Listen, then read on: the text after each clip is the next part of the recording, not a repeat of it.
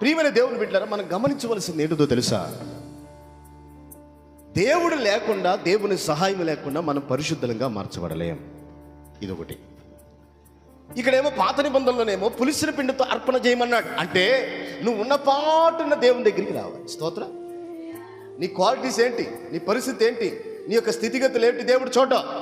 నువ్వు మలినంతో నింపబడ్డావా, ఇంకొకట భయంకరమైనటువంటి పాపంతో నింపబడ్డావా అని దేవుడు చూడటం. యోనాకు చెప్పాడు దేవుడు, బాయ్ నినివే పట్టణానికి వెళ్ళు. నినివే పట్టణస్థులు సొదొమ గొమొర్రా పట్టణాల్లో ఉన్నటువంటి మనుషుల్లాగే వీళ్ళు కూడా ప్రవర్తించారు. వీళ్ళు పాపం పండిందట. స్తోత్రం చెప్పండి గట్టిగా. ఏం పండిందట? వీళ్ళు పాపం పండిందట, పాపం పరిపక్వమైపోయిందట.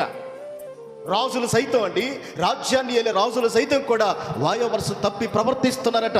అంత భయంకరంగా పాపం పరిపక్వమైపోయింది. అప్పుడు యోనాతో మాట్లాడుతున్నాడు, దైవజనుడైన యోనాతో మాట్లాడుతున్నాడు, అయ్యా నువ్వు త్వరగా నినివే పట్టణానికి వెళ్ళి నా గురించి చెప్పు. స్తోత్రం కలుగును గాక.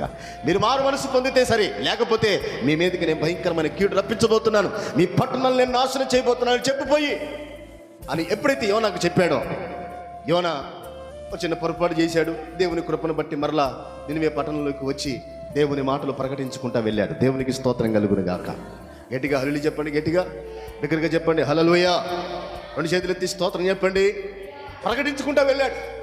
మీకు తెలుసా, యోనా ఎప్పుడైతే ఆ మాటలు ప్రకటించుకుంటా వెళ్తా ఉన్నాడో విన్న వారందరూ ఆశ్చర్యానికి గురయ్యారట. స్తోత్రం కలుగును గాక.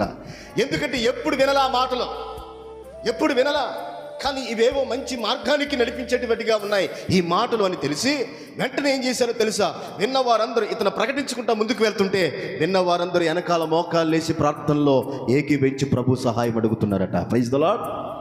అక్కడ రాయబడింది యోనా గ్రంథంలో, పశువులు సైతము తిండి తినకుండా అన్నిటిని ఉపవాసం ఉంచి రాజులు సైతం సింహాసనం దిగవచ్చి మోకాలేసి బూడిద పూసుకొని ప్రార్థన చేశారట. దేవునికి స్తోత్రం కలుగునుగా.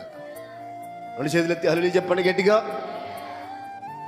ఎప్పుడైతే అలా ప్రార్థన చేశారో దేవుని యొక్క కనికరం వారి మీదకు వచ్చి వారి మీద ఉన్నటువంటి పాపపు శాప కాడినంత వెరకగొట్టి వారిని పరిశుద్ధపరిచి వారిని రక్షించినట్లుగా మనం చూస్తాం. దేవునికి స్తోత్రం. ఒక్కడు కూడా నశించలా ప్రియులరా. అయితే వారు పాపముతోనే ఉన్నపాటుతో వచ్చేశారు.